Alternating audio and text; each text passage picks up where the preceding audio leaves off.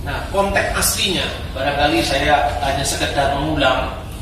Itu disebutkan di dalam UUH yang ke-135 angka atau baris nomor kelima yang berbunyi ruanika datu winuwus wara budawiswa biniki rakwaring apan kena parwanosan mangka jinatwa lawan siwa takwa tunggal binika tunggal ikatan hana dharma mangruwa.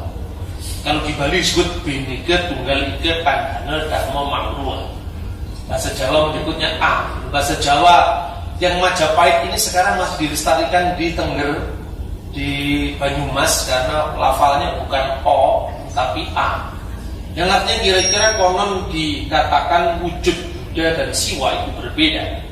Siwa dan Buddha memang berbeda. Namun bagaimana kita bisa mengenalinya? Hakikat Jina, the essence of Buddha, dari hakikat dari Buddha dan hakikat Siwa adalah tunggal, berbeda-beda tetapi satu, tidak ada kebenaran yang mendua. Ika itu artinya itu, bukan satu. Kalau satu itu tunggal, banyak orang yang salah paham. Jadi bin ika, beda-beda itu, tunggal itu. Artinya secara esoterik bahwa pemahaman ketuhanan itu sebetulnya sumbernya satu, kausa prima. Tetapi ketika mewujud dalam konteks sosial, dalam konteks budaya, itu kemudian secara eksoterik berbeda-beda. Kira-kira seperti itu yang dipikirkan oleh Eyang Kitambu Tantulan. Entah kita setuju atau tidak, memang asalnya seperti itu. The origin of Bhinneka Tunggal Ika. Nah, kita lanjutkan. Konteks aslinya Bhinneka Tunggal Ika ini seringkali orang bisa salah paham. Sarjana-sarjana barat yang terbiasa berpikir homogen di masyarakat yang monolitis ya sifatnya, menuduh ini sebuah sinkretisme. Tetapi sebenarnya kalau saya istilahkan bukan sinkretisme. Sinkretisme itu percampuran agama. Tetapi saya menyebutnya teologi kerukunan. Karena Siwa dan Buddha sendiri itu sebagai agama yang dominan di Majapahit itu tidak lebur menjadi satu, tetapi berdampingan begitu harmoninya. Karena menyadari perbedaan Bhinneka Tunggal Ika, tetapi mereka ingin punya komitmen untuk bersatu, tunggal ika. Kemajemuan agama dipandang sebagai manifestasi dari kebenaran tunggal atau tanhana dharma mangruwa. Tidak ada kebenaran yang mendua. Dan ternyata dalam salah satu ucapan pujangga yang sejaman dengan Tantular, yaitu Empu Prapanca, dalam kitabnya yang sering dikutip oleh Bung Karno, Pak Yamin, yang berjudul Negara Kertagama, itu digambarkan prinsip itu yang ternyata ajaibnya itu yang diteruskan oleh para founding father kita dengan istilah ketuhanan yang Maha Esa. Pada zaman Majapahit disebut Tuhan itu prinsip tertinggi. Nataning anata patining jagat pati janing yang inistik. Sang pelindung yang mutlak, raja penguasa alam semesta, Tuhan yang mengatasi konsep-konsep ketuhanan yang berbeda-beda. Jadi boleh saja umat Islam punya konsep yang berbeda dengan Kristiani, berbeda dengan Hindu. Tapi sebenarnya Sang Empu mau menegaskan yang kita sembah itu bukan konsepnya Tuhan, tapi yang kita sembah itu Tuhan. Dan bersamaan dengan perbedaan konsep-konsep Tuhan yang diistilahkan Bung Karno dalam kuliah tentang Pancasila, Begriff van God, sesungguhnya Tuhan itu satu. Dan itu prinsip tertinggi, entah bagaimana kita mendefinisikannya, karena itu bukan tugas negara untuk mendefinisikan Tuhan, tetapi tugas negara untuk memberikan dasar filosofi bahwa negara harus bertuhan, rakyatnya juga bertuhan, tetapi bebas bertuhan secara berkebudayaan dengan dasar toleransi, saling menghormati satu dengan yang lain. Bhinneka Tunggal Ika dalam konteks sekarang sebetulnya itu sudah diucapkan beberapa saat atau beberapa bulan sebelum proklamasi antara Bung Karno, Profesor Muhammad Yamin, dan Ide Bagus Sugriwo. Konon menurut catatan sidang notulen dari Dokore Cucunbi Tosake atau BPUPKI itu, Pak Yamin yang pertama mengucapkan kata-kata Bhinneka Tunggal Ika. Sontak kemudian Ide Bagus Sugriwa menyambutnya dengan Tanggana Dharma Mangruwa. Artinya memang istilah itu sudah sangat populer sekali di Bali saat itu. Dan kemudian akhirnya disepakati untuk menjadi sesanti atau semboyan di dalam lambang negara kita, yang artinya bukan sekedar keberagaman dalam kesatuan teologis seperti semula, tapi ditarik dan diinterpretasikan menjadi lebih luas lagi, yaitu perbedaan dalam suku, ras, agama, budaya, adat istiadat, bahasa, dan lain-lain yang lebih kompleks. Namun kita ini satu bangsa, satu tanah air, yaitu Indonesia. Kita lanjutkan. Saya mencoba untuk menyingkat secara dalam segenggam apa yang kira-kira kita bicarakan sekarang.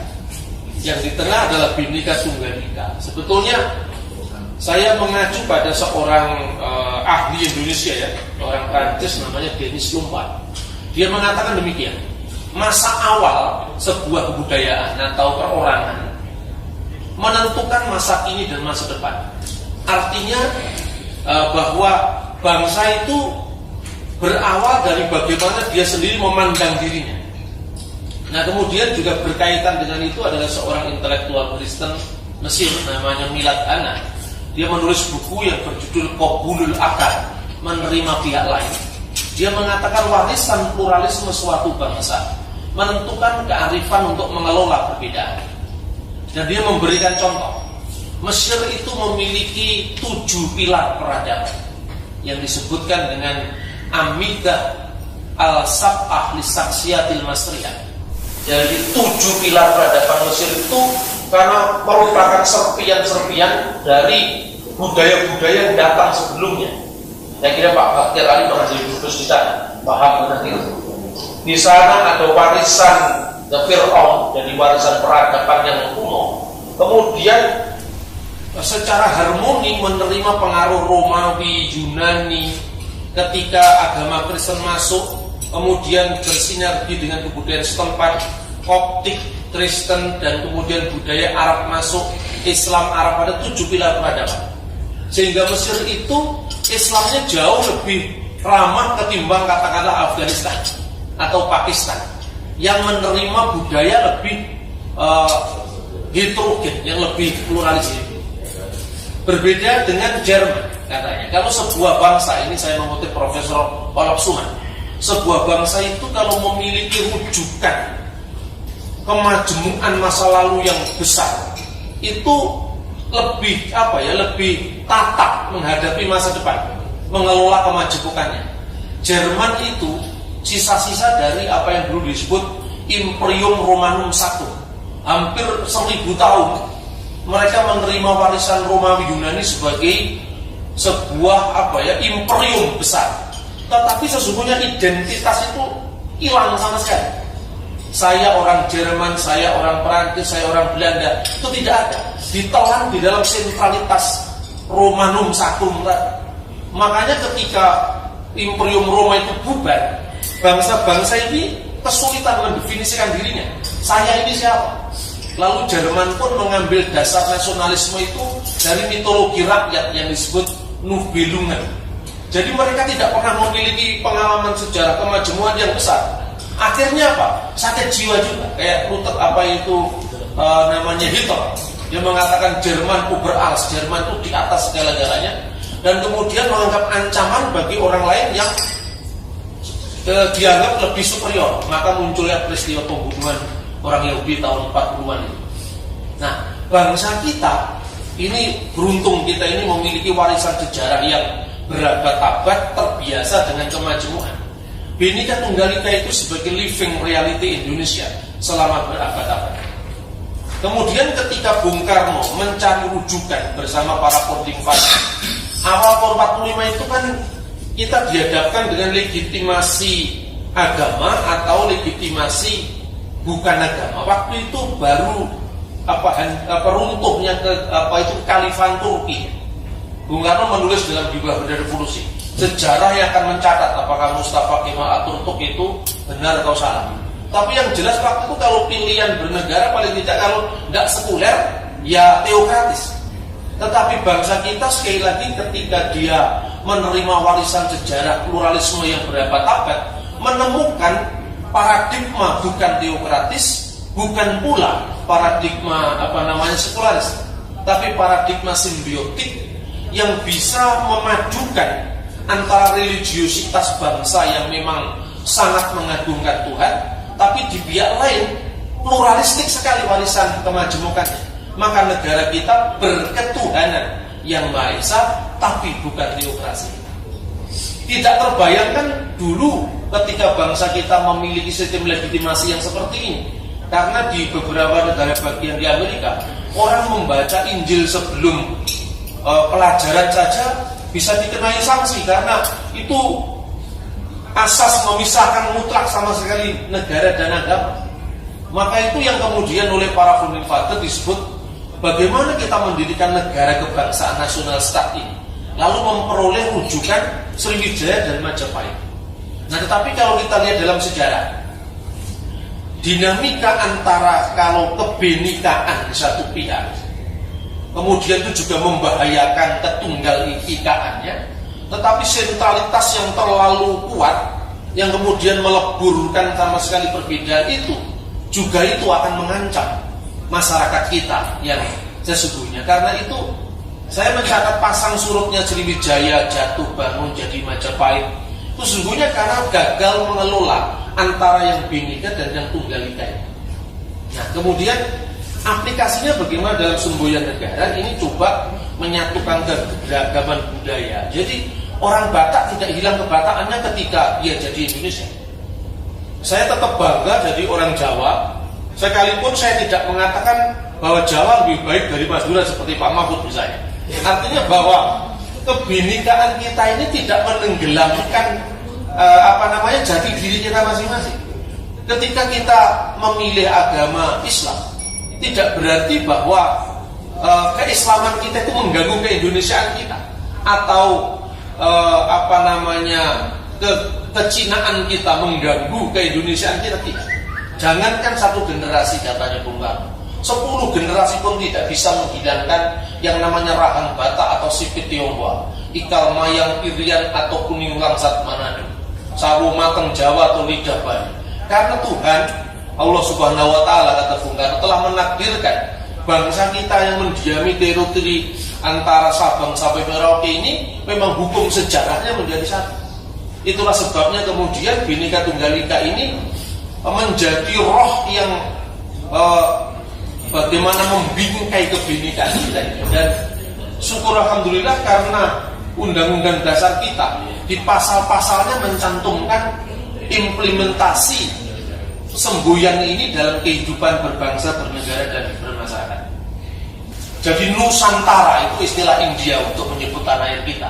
Itu bukan sekedar hamparan antara nusa-nusa, tetapi sekaligus juga hamparan beragam nilai-nilai budaya dari dunia, budaya dunia yang saling bertemu dan berdialog secara dinamis.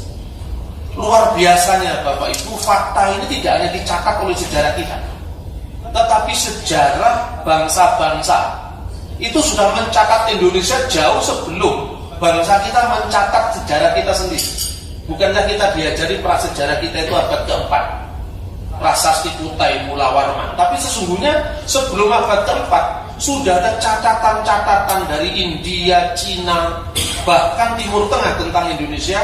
Saya mencoba untuk menggalinya karena paling tidak bagaimana saya katakan ya, kebanggaan sebagai bangsa itu mesti ditanamkan. Kita lanjutkan. Tidak banyak lagi, ini coba saya kutip dari Srimad Walmiki Ramayana. Ini teks aslinya dari bahasa Sanskerta. Sebab kalau saya ngomong hanya Ramayana, itu Ramayana dari Candi Prambanan, dan usianya baru abad ke-8. Ini abad kedua Masehi. Jadi orang India sendiri sudah menyebut Indonesia ini luar biasa. Yatnawanto Jawa Dwipam Saptaraju Pasupitam. Jelajahilah atau negeri yang dapat dicapai dengan mendaki bukit, menyeberangi lautan dengan kapal itu oleh para wanara, haruslah kau capai. Usahakanlah menjelajahi pulau Jawa. Yatnawanto Jawa Dwipam Sapta, Rajo Sapta itu 7, Rajo itu adalah wilayah kerajaan, Pasobitam sebagai hiasan. Dan kemudian sastra yang sama dari India namanya adalah Purana. Sastra Purana itu ditulis pada masa dinasti Chandragupta, itu abad kedua Masehi. Sudah menyebut 7 pulau Nusantara. Yang pertama Jawa Dwipa, Bali Dwipa, Barhina Dwipa, itu adalah Borneo, Barhina Dwipa Borneo, Sanka Dwipa itu adalah Sulawesi, kemudian Sanga Dwipa itu Nusa Tenggara, dan kemudian Suwarna Dwipa itu adalah Sumatera, dan Papua disebut dengan Jawa Dwipa Mati Kramya Sisiro Nama Parwata. Jadi ujung paling luar dari Pulau Jawa yang memiliki gunung yang namanya Sisira, puncaknya mencapai langit dan bersalju. Dan di sana ditunggu oleh para dewa dan para danawa. Danawa itu buto atau raksasa. Itu sebutan diskriminatif orang-orang Arya kepada bangsa Papua. Tetapi artinya abad kedua bangsa-bangsa lain sudah menulis tentang Indonesia. Ini tidak dimiliki oleh bangsa Jerman, tidak dimiliki oleh bangsa-bangsa lain.